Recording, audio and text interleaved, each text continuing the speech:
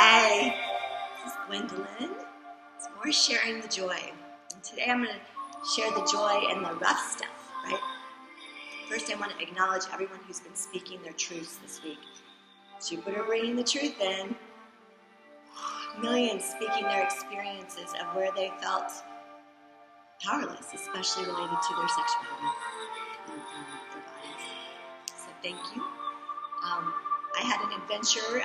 The short version is my timing chain went out as I was coming downhill on a mountain road with my daughter with no shoulders. I was on the inside, and my brake actually wasn't working that well because the car engine went off. And so I had to find my way, and I was calling on all my support team. My daughter was calling on, and we found this place to pull over, and we found a signal. I had to walk a little bit, and so we were able to get support. And it was this moment of things being really challenging and trusting, right? Trusting that we were held. And I could feel that feeling of being watched over even in the midst of this experience. And it was pretty profound.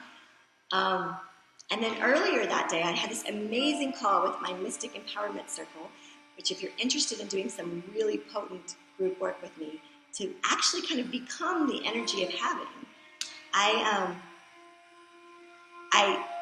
we had done this beautiful piece of moving the old story and moving towards the new, and it was really authentic pieces, and I could feel the energy of the new.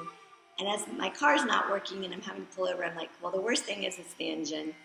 And so we get down the mountain, all that happens, and the next morning, yesterday morning, the 19th, in the morning, around 11 o'clock, I get the call from the mechanic I had to tow to tell me that, yes, it is the engine, it's the timing chain.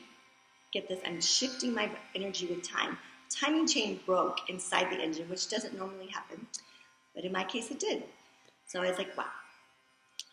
Okay, so now I have to get a new car. So my vehicle that I rode in just ended. It has half my stuff from moving across the country, so it's a big project. And then it was lunch, and then it was the new moon at that time, 12:12 Pacific. And then later, after I picked my daughter up from school, I went to go see this place out in the beautiful hills of Talent, my friend's house, that she specifically asked if I wanted to be a tenant because her tenants had just given her notice. And I had been waiting for the right home in this land to show up for me. And this one feels so beautiful. It's just the right kind of size. Ariel came with me, my girl, so she got to kind of see if there's a spot for her in it because it's a unique design. And my friend is a magical temple priestess. So she has a temple space that I can dance in and move in. It has 5 acres of beautiful land, and I would have this beautiful space.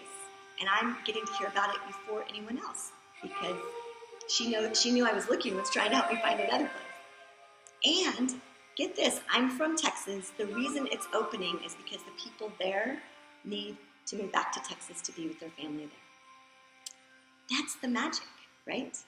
All in one day. No car, home. And it'll be a little bit before the space opens up for me to move into, but that's the magic, right?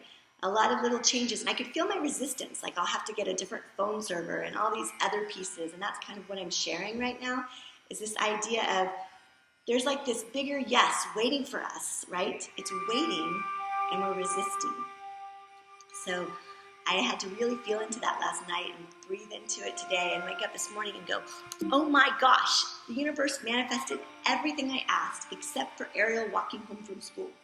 And the person who lives in the house next to the place I am, my good friend, her son goes to school half a mile from where my daughter goes to school, so we can actually help each other out with rides and stuff.